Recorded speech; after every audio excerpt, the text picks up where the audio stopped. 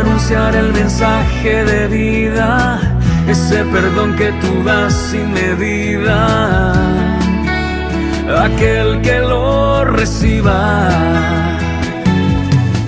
Viviré cada día que me das de vida. Hemos estado considerando allá en el libro de Gálatas, ¿verdad? En el capítulo 1, un tema muy interesante que se llama perturbadores del Evangelio. Dice el capítulo 1 y verso 6, dice el título: no hay otro Evangelio. Amén. Dice: estoy maravillado de que tan pronto os hayáis alejado del que os llamó por la gracia de Cristo para seguir un evangelio diferente. No que haya otro, sino que hay algunos que os perturban y quieren pervertir el evangelio de Cristo. Mas si aún nosotros o un ángel del cielo os anunciare otro evangelio diferente del que os hemos anunciado, sea anatema. Como antes hemos dicho, también ahora lo repito: si alguno predica diferente evangelio del que habéis recibido, sea anatema. Pues busco ahora el favor de los hombres o el de Dios. ¿O trato de agradar a los hombres? Pues si todavía agradara a los hombres, no sería siervo de Cristo. ¿Por qué predicamos solamente el Evangelio, hermanos?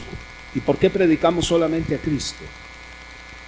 Porque es la única salida, la única respuesta, la única alternativa y el único camino para el hombre para salvarse. Sin embargo, Satanás ha sido muy astuto con perturbar el evangelio desde el principio. No afuera, sino adentro, ¿verdad? Por eso dice: hay algunos que os predican y os perturban. O sea que se está dando dentro, o se dio desde un principio dentro de la iglesia del Señor. Ahora bien, mis amados, es interesante analizar todas estas corrientes, ¿verdad? Hace 15 días hablamos acerca de las corrientes pseudocientíficas, como la psicología, ¿verdad?, que se está internando dentro de la iglesia, especialmente en la predicación. Las corrientes mundanas o influyentistas, ¿verdad?, quiere ser igual que el mundo, etcétera. Y hoy vamos a hablar un poco acerca de las corrientes políticas. Para ello quiero invitarle que vaya conmigo, por favor, al Evangelio de Mateo, capítulo número 1. O un poquito más adelante vamos a ver. Capítulo número 4.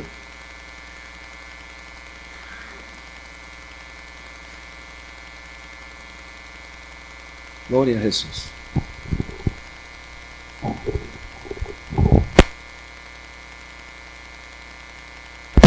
Aleluya. Verso número 17. Leamos la escritura. Dice: desde entonces comenzó Jesús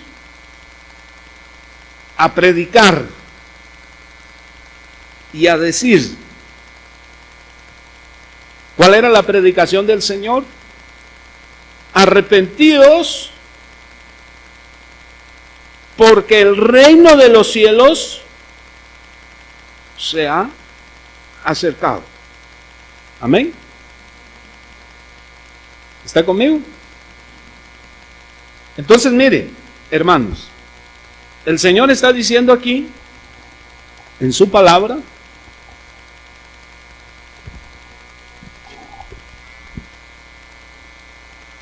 que si no hay arrepentimiento, ningún hombre va a entrar en el reino de los cielos. Amén, hermano. Si la gente no abandona su pecado, ¿verdad? Porque otra cosa es llorar de remordimiento, ¿verdad? Y otra cosa es abandonar el pecado, ¿verdad? Porque hay mucha gente que tiene lágrimas de cocodrilo, pero no se arrepiente, ¿verdad? Llora, se queja, gime, oiga, pero en lo profundo de su corazón no ha abandonado el pecado. O sea, no se ha arrepentido, no ha dejado, por un lado, aquello que sabe que le impide entrar al reino de los cielos. Por eso la Biblia dice aquí que el mensaje primordial del Señor fue: arrepentidos, porque el reino de los cielos se ha acercado. Ahora, ¿de qué reino está hablando? Del reino de los cielos, que se había acercado, pero que no se había establecido. ¿Está conmigo? Mire pues, entonces mire, nosotros tenemos que saber cuándo va a establecer el Señor su reino sobre esta tierra. ¿Cuándo lo va a establecer? Dice la Biblia que el evento que nosotros los creyentes evangélicos estamos esperando se llama el arrebatamiento de la iglesia. Amén. Vamos a ser trasladados durante 7 años, allá las bodas del Cordero, y aquí 7 años de gran tribulación. A los 7 años esperamos la venida visible del Señor. Y entonces se va a establecer el reino del Señor por 1000 años. ¿Verdad? Esto se lo dijo el Señor también a Daniel, que el reino de Dios iba a ser establecido en esta tierra sobre todos los reinos de la tierra. Así dice, ¿verdad? Leamos por favor Apocalipsis.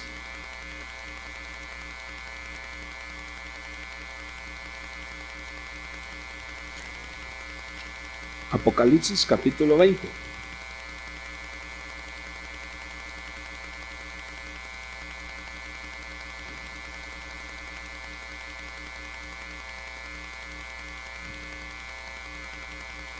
Y dice la Escritura, verso 6, verso 5, pero los otros muertos no volvieron a vivir hasta que se cumplieron 1000 años. Esta es la primera resurrección. Bienaventurado y santo el que tiene parte en la primera resurrección. La segunda muerte no tiene potestad sobre estos, sino que serán sacerdotes de Dios y de Cristo y reinarán con Él 1000 años. Amén. Pero mire, ¿el Señor reina en los cielos o no reina Él? Claro que sí. Pero Él también va a venir a reinar sobre los hombres para dar una muestra de ese gobierno justo, de equidad, ¿verdad? Libre de inmoralidad, de injusticia, de corrupción. Oiga, un gobierno tan recto, ¿verdad? Y tan santo y tan maravilloso, Él lo va a venir a establecer por 1000 años y le va a enseñar a la gente que Él es el Rey de Reyes y Señor de Señores, ¿verdad? Por eso dice ahí, ¿verdad? En el capítulo número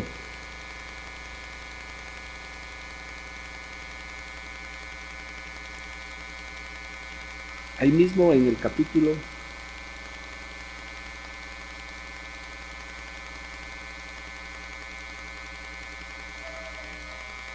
ahí mismo en Apocalipsis, en el capítulo número 19 y verso 11 dice: entonces vi el cielo abierto, y he aquí un caballo blanco, y el que lo montaba se llamaba Fiel y Verdadero. Amén. Y con justicia juzga y pelea. Y dice el verso 13: estaba vestido de una ropa teñida en sangre, y su nombre es el Verbo de Dios. Y los ejércitos celestiales, vestidos de lino finísimo, blanco y limpio, le seguían en caballos blancos. De su boca sale una espada aguda para herir con ella las naciones, y él las regirá con vara de hierro, y él pisa el lagar del vino del furor de la ira del Dios Todopoderoso. Y en su vestidura y en su muslo tiene escrito este nombre: Rey de Reyes y Señor de Señores. Amén. Entonces miren, hermanos, estamos entendiendo un poquito el asunto. El Señor reina en el universo, pero también va a venir a reinar 1000 años. Y el Señor anunció ese reino: arrepentidos, porque el reino del Señor se ha acercado. No se ha establecido, pero se ha acercado. Amén. Entonces miren, hermanos, para ser participantes del reino de Dios, tenemos que arrepentirnos de nuestros pecados y buscar a Dios y entregar nuestra vida a Cristo. Sencillo. Cuando el Señor estuvo en su ministerio aquí en la tierra, para eso vamos a ir al Evangelio de Mateo, capítulo 22. Él estableció, hermano, claramente, escuche,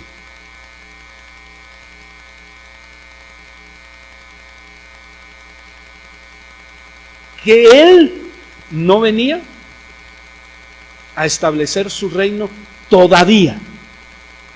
Amén. Capítulo 22 y verso 15. Dice: entonces se fueron los fariseos y consultaron cómo sorprenderle en alguna palabra. Y le enviaron los discípulos de ellos con los herodianos diciendo: Maestro, sabemos que eres amante de la verdad y que enseñas con verdad el camino de Dios, y que no te cuidas de nadie, porque no miras la apariencia de los hombres. Mire, una gran verdad, ¿verdad? Solo que eran muy lisonjeros los fariseos y los saduceos, ¿verdad? Pero era una gran verdad. Esto era cierto de Cristo, ¿verdad? Enseñaba con verdad el camino de Dios y era amante de la verdad, y no se cuidaba de nadie, sino que no miraba la apariencia de los hombres. Tremendo, ¿verdad? Pero en medio de esta verdad lisonjera y de doble sentido, ¿sí? Y era una pregunta capciosa, ¿verdad? Escuche, en este momento quieren involucrar a nuestro Señor Jesucristo en la política que se estaba viviendo en aquel entonces. Amén, hermano. ¿Quién era el gobierno gobernante? Era el gobierno romano, ¿sí? Y el representante del gobierno romano pues era Herodes, Pilato, porque habían dividido las provincias en dos partes, pero de Israel, ¿verdad? Pero el gobierno de todo el continente aquel entonces conocido era dominado por el César, por Roma, ¿verdad? Por ese emperador romano. Entonces todos los pueblos que estaban bajo el dominio romano tenían que pagar tributo al imperio romano, bajo so pena de muerte. Entonces mire, le dicen al Señor: dinos, pues, ¿qué te parece?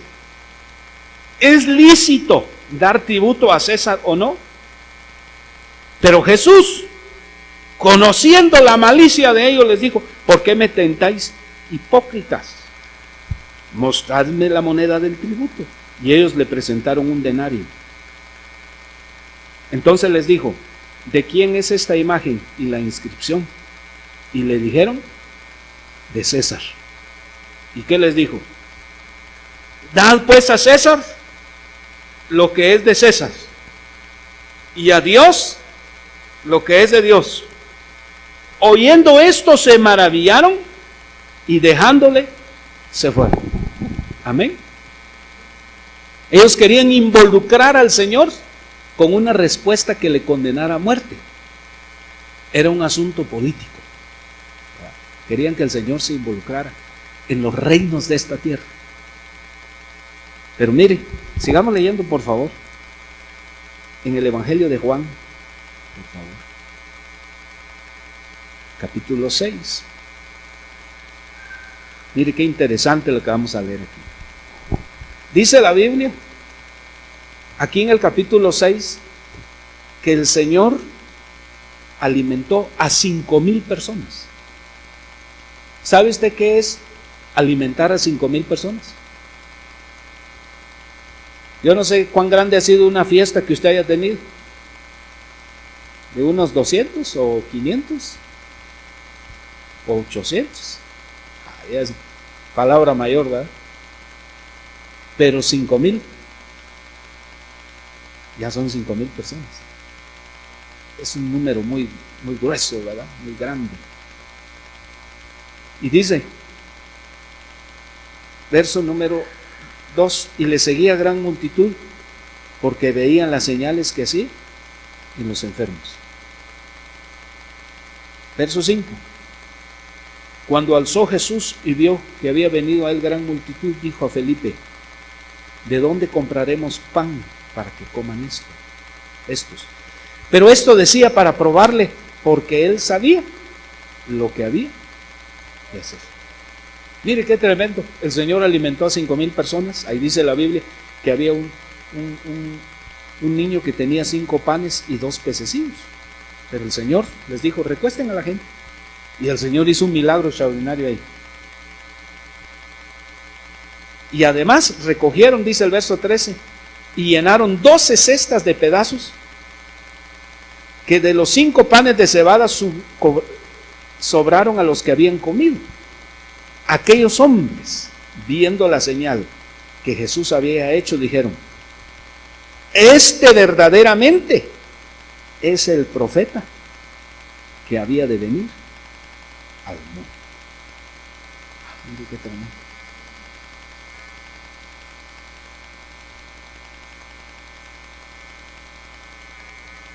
Pero mire lo que dice el verso 15. Ahí está la diferencia, ¿verdad? Pero entendiendo Jesús que iban a venir para apoderarse de él, ¿y qué? Y hacerle rey, volvió a retirarse al monte él solo. ¿Qué iba a hacer la gente? Oye, hermano, si usted le puede dar de comer a 5,000 personas, usted es un buen candidato político. Amén. Y que a veces nos cuesta darle comida a nuestra propia familia, imagínense 5,000, hermano. Pero mire, esta gente, hermano, quería involucrar al Señor en los reinos de esta tierra, en la política terrenal, hermanos. Pero él claramente, ¿qué hizo? Dice la Biblia, volvió a retirarse mejor al monte él solo. Sigamos leyendo ahí, por favor, en el capítulo 19, ahí mismo en Juan.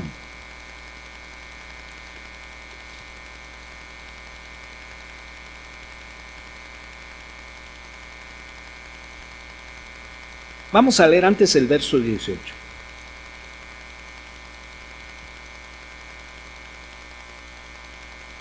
Verso 28. Llevaron a Jesús de casa de Caifás al pretorio. Era de mañana y ellos no entraron en el pretorio para no contaminarse y así poder comer la Pascua. Y qué terrible esta gente, ¿verdad? Qué hipocresía, porque no querían contaminarse, ¿verdad? Pero bien que estaban llevando a un hombre justo a la muerte. Entonces salió Pilato a ellos y les dijo, ¿qué acusación traéis contra este hombre? Hablando del Señor, ¿verdad? Respondieron y le dijeron, si este no fuera malhechor, no te lo habríamos entregado. Terrible para contestar, ¿verdad? Como dijera algo, meros abusivitos, ¿verdad? Amén. Entonces les dijo Pilato, tomadle vosotros y juzgadle según vuestra ley. Y los judíos le dijeron, a nosotros no nos está permitido dar muerte a nadie, para que se cumpliese la palabra que Jesús había dicho, dando a entender de qué muerte iba a morir. Entonces Pilato volvió a entrar en el pretorio y llamó a Jesús y le dijo, ¿eres tú el rey de los judíos? Jesús le respondió, ¿dices tú esto por ti mismo ¿O te lo han dicho otros de mí? Pilato le respondió: ¿soy yo acaso judío? Tu nación y los principales sacerdotes te han entregado a mí. ¿Qué has hecho? ¿Qué le preguntó? Oiga, ¿qué le preguntó Pilato? Que si era el rey de los judíos. En ese entonces, no, humanamente, pero él es rey de reyes y señor de señores. Pero mientras tanto, ¿qué dice el verso 36? Respondió Jesús: mi reino no es de este mundo. Amén. Si mi reino fuera de este mundo, mis servidores pelearían, amén, para que yo no fuera entregado a los judíos. Pero mi reino, ¿qué dice? No es de aquí. ¿Verdad? El Señor lo dijo. Yo podría pedirle a 12 legiones de ángeles que me vinieran a ayudar, pero es necesario que se cumpla aquí todo, porque aún no estaba estableciéndose el reino de Dios. Amén, hermano. Entonces, mire, aquí está el problema. Es interesante, ¿verdad?, que nosotros entendamos lo que vamos a hablar el día.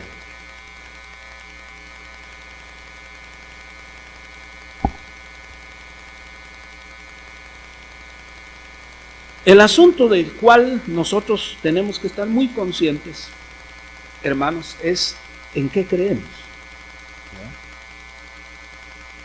Hoy le hablé yo del dispensacionalismo, o sea, las dispensaciones, los pactos que están claramente en la palabra de Dios. Entonces nosotros creemos que, según la palabra del Señor, hace 2000 años empezó la época de la gracia o la dispensación de la gracia, donde se está predicando a Cristo, y todo aquel que crea va a ser salvo. Así dice la palabra del Señor. Por eso predicamos el Evangelio. Pero la Biblia dice en Primera de Tesalonicenses y en Primera de Corintios, capítulo 15, que se va a tocar la trompeta. Amén. En un momento, en un abrir y cerrar de ojos, seremos levantados por el Señor para recibir al Señor en el aire. Eso se llama el arrebatamiento de la iglesia. Y es una palabra, hermano, que está muy explícita ahí en la Biblia, ¿verdad? Porque en el Antiguo Testamento tenemos el ejemplo de Enoc, de Elías. En el Nuevo Testamento tenemos el ejemplo de Felipe, ¿verdad?, que fue arrebatado, ¿verdad? Es la misma palabra que se usa en el arrebatamiento de la iglesia, arpazo. Es una palabra griega. También el ejemplo de Pablo, que dice que él fue arrebatado hasta el tercer cielo, la misma palabra. Entonces la misma palabra se usa para arrebatamiento. Vamos a ser levantados con poder para recibir al Señor en el aire. Amén. Y ahí se terminó la oportunidad, se terminó la gracia, se terminó la bendición de predicar el Evangelio, y empiezan 7 años como nunca han existido sobre la faz de la tierra, ni existirán, dice la Biblia. O sea que todo lo que estamos viendo el día de hoy es cuento de niños comparado con lo que viene, ¿va? Eso va a ser terrible. Si el holocausto le impresiona a usted, como a mí, porque es increíble lo que pasó en el holocausto, ¿va?, de los judíos allá, con Hitler, ¿verdad?, que asesinó a 6 millones de judíos en el tiempo de los nazis. Lo que viene es terrible, hermano, sobre la tierra. Millones de millones van a morir. Pero mire, todo aquel que invoque el nombre del Señor ahora será salvo. Así que no pierdas su oportunidad. Y después de esto, oiga, hermano, vamos a venir nosotros con el Señor. Ya lo leímos. Amén. Y el Señor dice que todo ojo le verá y todas las naciones harán lamentación por él. Amén. Pero va a establecer su reino sobre esta tierra. Aleluya. Entonces miren, hermanos queridos, esto es lo que nosotros creemos. Pero resulta que hoy en día se inventó una doctrina o una corriente política que se llama dominionismo. ¿A qué se refiere esto? A que la iglesia del Señor es la que va a imponer el reino sobre esta tierra. Esto se llama postmilenianismo. O sea que ellos no creen ni en arrebatamiento ni en gran tribulación, sino que se va a imponer el reino, que la iglesia va a imponer el reino aquí sobre la tierra, y entonces ya cuando la iglesia haya puesto el reino de Dios sobre la tierra, entonces va a llamar a Cristo para que reine. Ah, qué bonito, ¿eh? Esta teología es una teología humanista, ¿verdad? Porque hace a Dios humano y al hombre divino. Le voy a enseñar por qué. Entonces, miren, hermanos, escuchen. Esta no es una teología nueva. Mire, sencillamente eso es lo que cree la Iglesia Católica.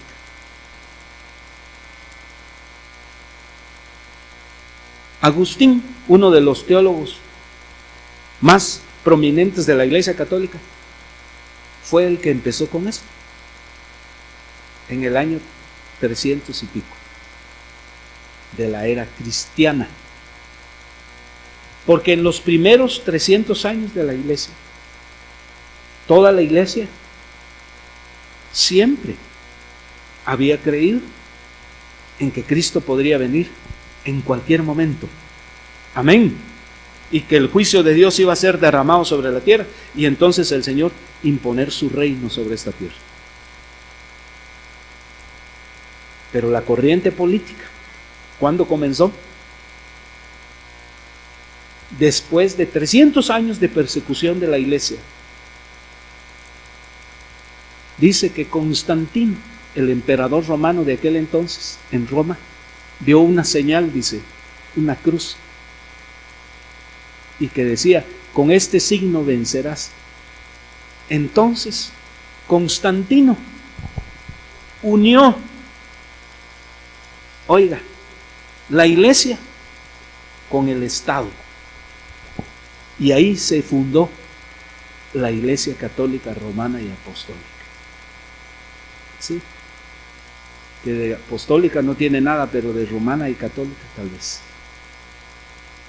Y ahí inició, fíjense, qué tremendo, ¿verdad? Se unió el Estado y la iglesia. Y ahí dio inicio, entonces, la corriente política. Agustín, ¿verdad?, fue uno de los más pronunciados a esta teología, de que la iglesia iba a imponer el reino. Orígenes y Agustín de Hipona fueron, ¿verdad?, los teólogos sobresalientes en este campo de la iglesia. Pero ya antes, ¿verdad?, habían otros líderes de la iglesia, ¿verdad?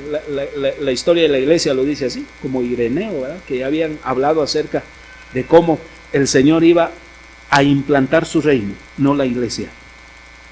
¿Está conmigo? ¿Quién es el que va a reinar, hermanos?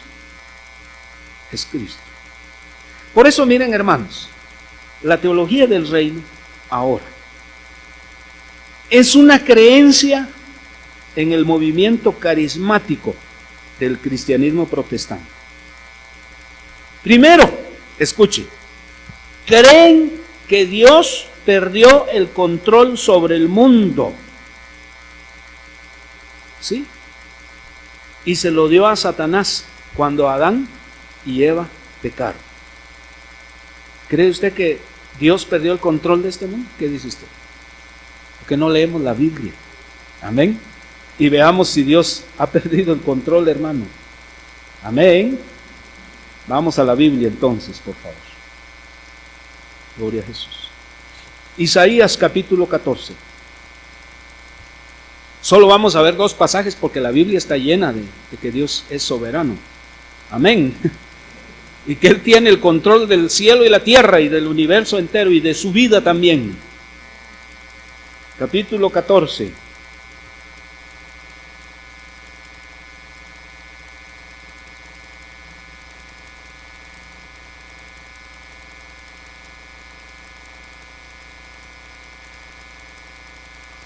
Verso 26.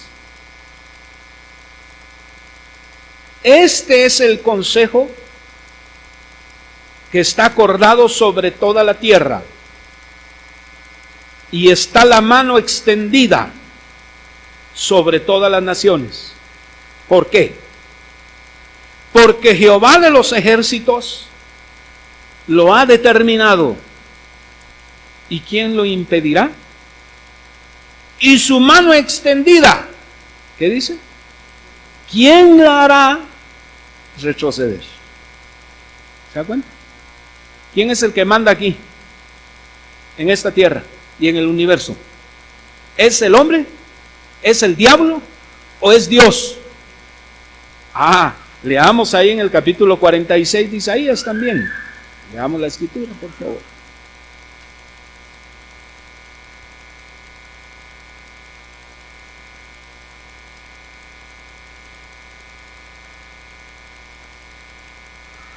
Verso número 8. Acordaos de esto y tened vergüenza. Volved en vosotros, prevaricadores. Acordaos de las cosas pasadas, desde los tiempos antiguos, que dice: porque yo soy Dios y no hay otro Dios, y nada hay semejante a mí, que anuncio lo por venir desde el principio y desde la antigüedad, que aún no era hecho, que digo, mi consejo permanecerá, y que dice, y haré todo lo que quiero, que llamo desde el oriente al ave, y de tierra lejana al varón de mi consejo. Yo hablé y lo haré venir, lo he pensado y también lo haré. Amén. Pregunto entonces, ¿quién es el soberano del cielo y la tierra? ¿Quién es el único que gobierna? Es el Señor, hermano. Sí. Por esa razón, mire, hermano, ese es el primer error. Entonces, ellos dicen que como Dios perdió el control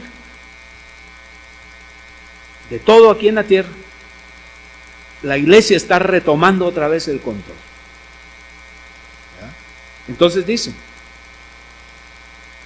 que los gobiernos, que los comercios, que las empresas, que las instituciones, todo tiene que estar en manos de los cristianos. ¿Sí? ¿Cuántos están aquí todavía? ¿Está entendiendo? Entonces, miren, hermanos queridos,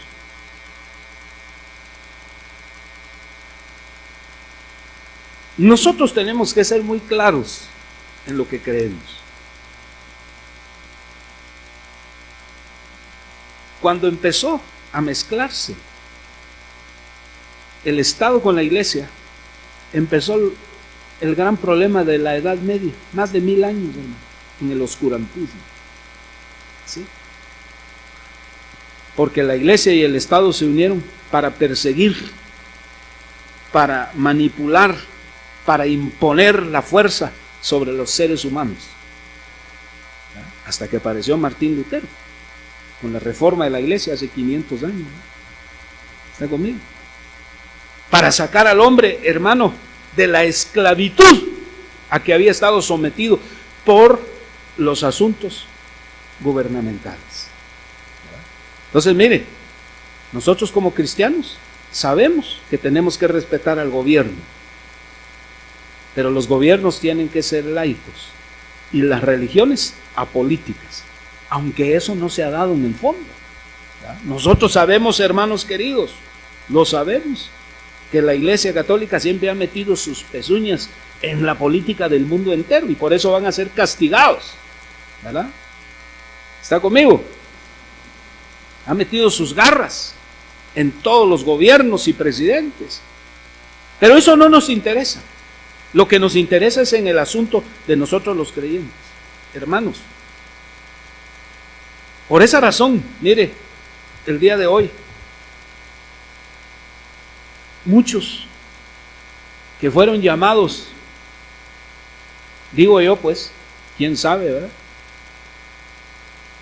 a fungir con un puesto o un privilegio dentro de la iglesia del Señor, se han tirado a la política. Porque dice, vamos a establecer el reino. Así que Dios también me llamó a ser candidato.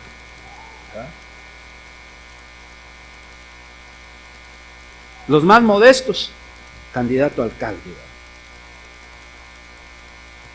Los más encopetaditos, candidato a diputado. Y los más arrogantes y poderosos, candidato a presidente. Ahora vamos a establecer el reino de Dios. Oiga, hermano, ya sabemos la catástrofe que han hecho. Amén, hermano.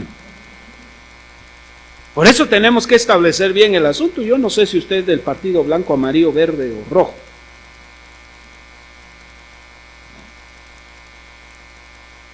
Amén, hermano.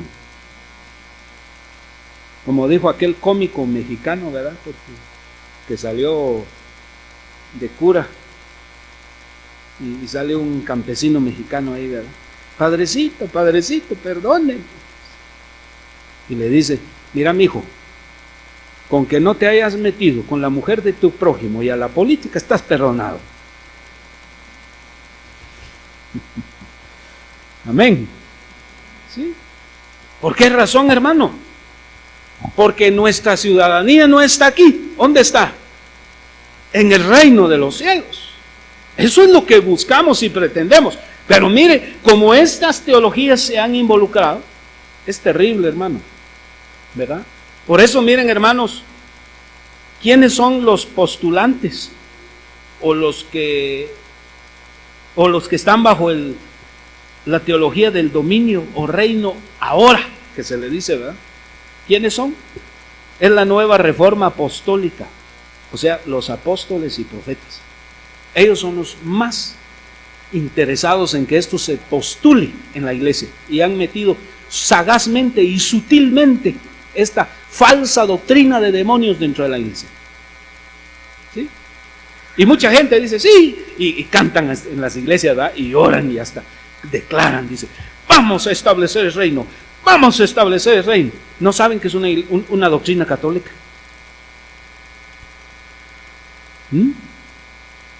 Entonces, mire, como un pecado añade a otro, ¿verdad? También están los de la teología del reemplazo. Son los que han cambiado las promesas de Israel para la iglesia.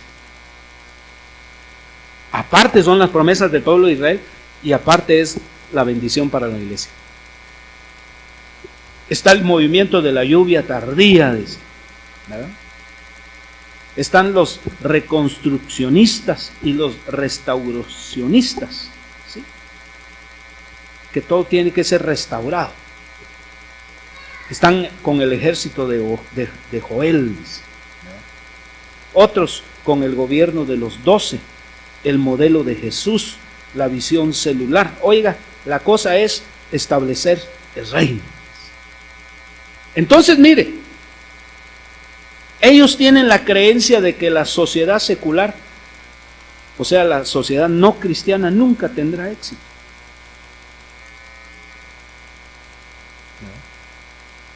Entonces, se oponen a la separación de la iglesia y el Estado. Todos somos Cristo, o sea, somos como dioses. Ya hemos escuchado esta teología. Entonces, hermano, descartan el arrebatamiento de la iglesia, o sea, el rapto. Ellos dicen que vamos a ser arrebatados emocionalmente, tal vez. Pero, hermanos, nosotros sabemos, entendemos, que esta no es una idea imaginaria. El arrebatamiento de la iglesia, hermano, es una doctrina capital dentro del cristianismo evangélico genuino en esta tierra. Por esa razón, hermanos, mire, muchos de estos postulantes dicen que el regreso de Jesucristo depende de la iglesia. Y no es así. La Biblia dice, en el Evangelio de Mateo, capítulo 24, ¿qué dice? Leamos por favor ahí la escritura. Oiga, hermano, que el regreso de Cristo dependiera de nosotros. Capítulo 24 y verso 33. Oiga, hermano, pregunto, ¿estamos viendo las señales de los tiempos el día de hoy, sí o no? ¿Estamos viendo que se está cumpliendo la palabra de Dios delante de nuestros ojos, sí o no? ¿Estamos viendo o no? Terremotos, hambres, pestes, inundaciones, cataclismos, guerras, hambres, de todo, hermano, en el mundo. Y aparte la apostasía dentro de la iglesia. Amén. ¿Se está cumpliendo? ¿Están engañando a la gente cristiana? Sí, hermano, es pura apostasía. ¿Qué dice el verso 33? Después de ver estas señales. Así también vosotros, cuando veáis estas cosas, conoced que está cerca a las puertas. Amén, hermano. Dice el verso 35, el cielo y la tierra pasarán, pero mis palabras no pasarán. ¿Por qué? Verso 36, pero el día y la hora nadie sabe, ni aun los ángeles del cielo, sino solo mi Padre. Verso 42, velad pues, porque no sabéis a qué hora ha de venir vuestro Señor. Amén, hermano. Entonces, hermano, no depende del hombre cuando Cristo venga. No depende de nuestras ideas, de nuestras filosofías, ¿sí? De imponer el reino. Oiga, el reino de Dios va a ser establecido y por Cristo mismo, y Él vendrá sin previo aviso. Él vendrá cuando nadie lo espere y cuando nadie piense. Él va a venir y va a arrebatar a su iglesia y se la va a llevar para vivir con Él para siempre. Eso es lo que la Biblia enseña. Amén. Por eso, hermanos, estas corrientes políticas que están afectando el día de hoy son terribles. Mire, por ejemplo, yo no creo en la democracia, ¿va? Yo creo en la teocracia, que es el gobierno de Dios. Pero como no hay otra cosa mejor ahorita, tenemos la oportunidad de votar, eso sí. No de postularnos, pero sí tenemos la oportunidad de votar. Yo puse aquí un escrito, ¿verdad? Esto estaba escribiendo anoche. ¿Por quién tenemos que votar? ¿Verdad? Por los presidentes, diputados o alcaldes, ¿verdad? O sea, las condiciones o requisitos que cualquier candidato quiera tener el voto de nosotros. Oiga, hermano, tendría que tener las siguientes cualidades, ¿verdad? Aunque no creemos en este sistema, repito, es una alternativa. Escuche, primero, que tenga principios morales en su vida y su familia. ¿Amén? Independientemente de la religión que tenga, ¿verdad? Porque hay gente que tiene principios morales muy arraigados. ¿Está conmigo? ¿Sí? Porque muchos dicen, los únicos que tienen principios son los evangélicos. Mire cómo han quedado, como su cara. Disculpe que se lo digan frío, pero mejor así, ¿verdad? ¿Está conmigo? Número 2, que tenga la familia normal como iniciativa. ¿Qué quiero decir con esto? Que esté en contra del aborto, ¿sí? Que diga no a la identidad de género y no a la comunidad LGTB, o sea, lesbianas, gays, transexuales y bisexuales. Porque nuestra doctrina como cristianos evangélicos se basa en la palabra de Dios. Y la Biblia dice que ningún pervertido de esta naturaleza entrará en el reino de Dios. Y que tampoco va a contaminar a nuestra familia y a nuestro país. Porque nosotros somos responsables de cuidar a nuestra familia y a nuestro país. Por eso tenemos que pronunciarnos sin temor, sin miedo. ¿O quiere que estos individuos invadan su familia o su país? No. Pórtese firme, arráiguese en la palabra de Dios y esté en contra de todo esto. Aleluya. Y 4, le puse aquí, que no sea comunista. Porque el comunismo es ateísmo, o sea, los que no creen en el Señor. ¿Verdad? Miren nuestro querido país tan cerca, ¿verdad? Venezuela. ¿Qué hizo Hugo Chávez cuando implantó el comunismo ahí en Venezuela? Primero, quemó todas las sinagogas judías. Por eso es que están viviendo una maldición terrible ahí también. Segundo, metió a todos los terroristas que pudo por la frontera triple o cuádruple que está ahí arriba de ellos, ¿no? Y se metieron estos terroristas a reclutar así, bajo agua se dice, ¿verdad?, a todos los estudiantes universitarios y les repartieron panfletos ahí. Ahora hay muchos venezolanos luchando allá en el Medio Oriente con Hezbollah, con Al Qaeda, con todos esos grupos terroristas como el grupo islámico. Mire qué terrible, ¿verdad? Tremendo, ¿verdad? Y de ahí sacó a todos los misioneros que pudo de Venezuela. Todos los misioneros evangélicos que estaban predicando la palabra de Dios. Y también puso leyes tremendas en contra del Evangelio de Cristo. Inclusive cerraron la iglesia de Estanislao Marín. Usted la puede ver ahí, está en el internet. ¿Verdad? Entonces, hay que fijarse bien pues por quién hay que votar, hermano. Amén. No porque nos muestren una banderita ahí o nos regalen una gorra. Amén. O un par de láminas. No. Usted puede hacer la diferencia. Y no estoy haciendo proselitismo político por nadie, porque no debemos de meternos en la política. Pero sí tenemos voto. Y oigan, no solo voto, tenemos voz y voto. Amén, hermano. Gloria a Jesús. Así que ya sabe pues cómo está la situación. Amén, hermano. Sí. Por esa razón, hermanos queridos, estas ideas de estos grupos, ¿verdad?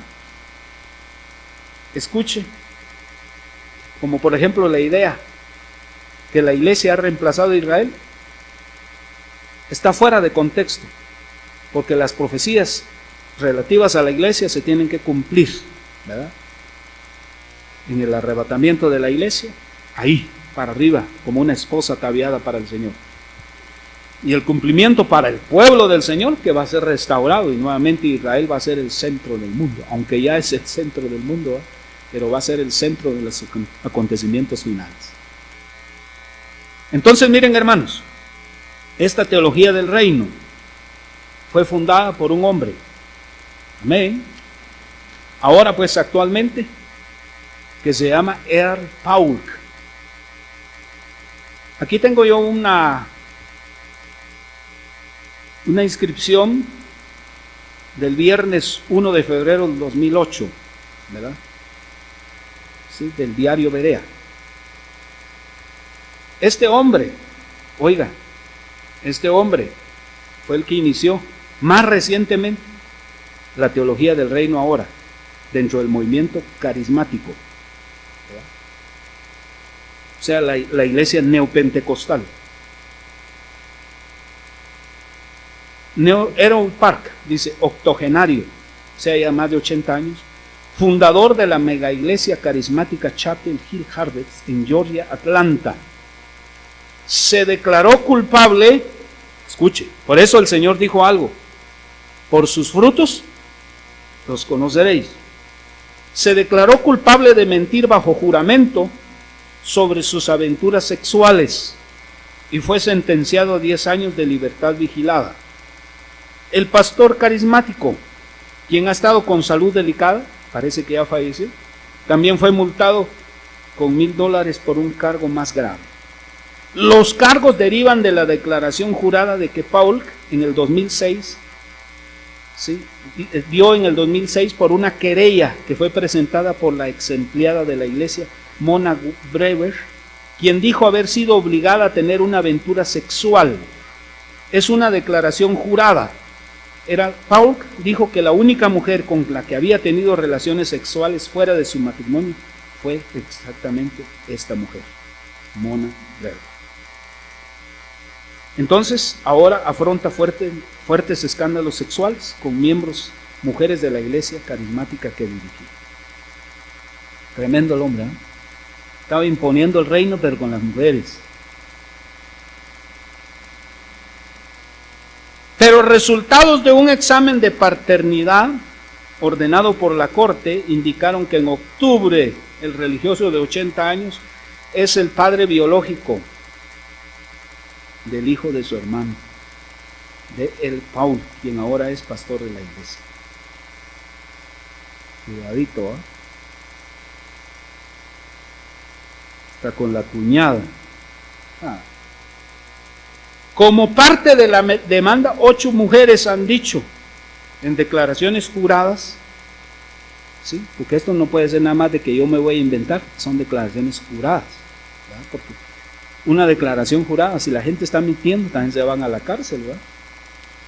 Pero en declaraciones juradas dice que también fueron obligadas a tener relaciones sexuales con el Paul. Él se entregó a las autoridades después de que se emitiera una orden de arresto en su contra. ¿Sí? Etcétera, etcétera, etcétera. Y siguen creciendo, ¿verdad? Porque tiene 1500 congregantes y 18 pastores, etcétera, etcétera. Bueno. ¿Está conmigo? Por eso, mis queridos creyentes, aquí no queremos quitarle su tiempo ni engañarlo. Aquí le venimos a decir: arrepiéntase profundamente de sus maldades. Aquí no venga a imponer reinos usted. Amén. Aquí que usted se arrepienta de sus maldades para heredar el reino de Dios. Amén.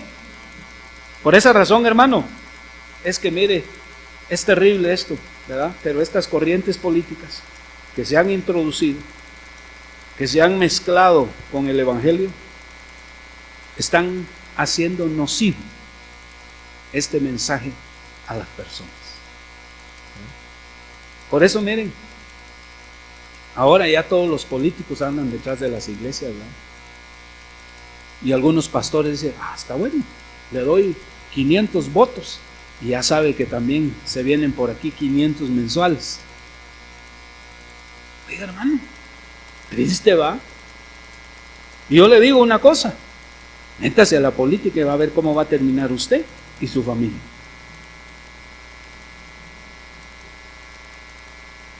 Tal vez resulte con mucho dinero, ¿verdad?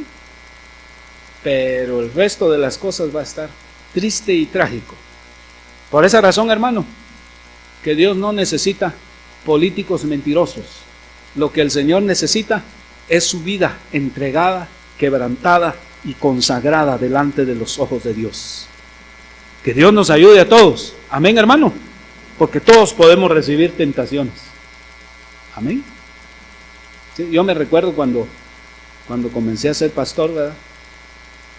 Que una persona llegó a la casa a hacerme un ofrecimiento. Esto no se había contado, parece que ni a mi esposa. Y me dijo: sea usted nuestro candidato. Dios lo va a bendecir y nos va a bendecir a nosotros. Qué bonitas palabras, ¿verdad? Amén. Amén, hermano. No, hermano. Como dijo aquel hombre, ¿verdad?, que era predicador en Estados Unidos: si me ofrecieran la Casa Blanca, descendería de categoría. Amén, hermano. Porque nosotros fuimos llamados a un lugar mejor, al reino de los cielos. Por eso dice la Biblia que Él nos hizo reyes y sacerdotes para Dios nuestro Padre. Así que no desprecie, hermano, las grandes bendiciones que tenemos en Cristo por las cosas terrenales y temporales. ¿Sí? Mire, Moisés, dice la Biblia, era el hijo de la hija de Faraón. O sea, que Moisés era el próximo Faraón, el príncipe de Egipto, se iba a convertir en el rey de Egipto.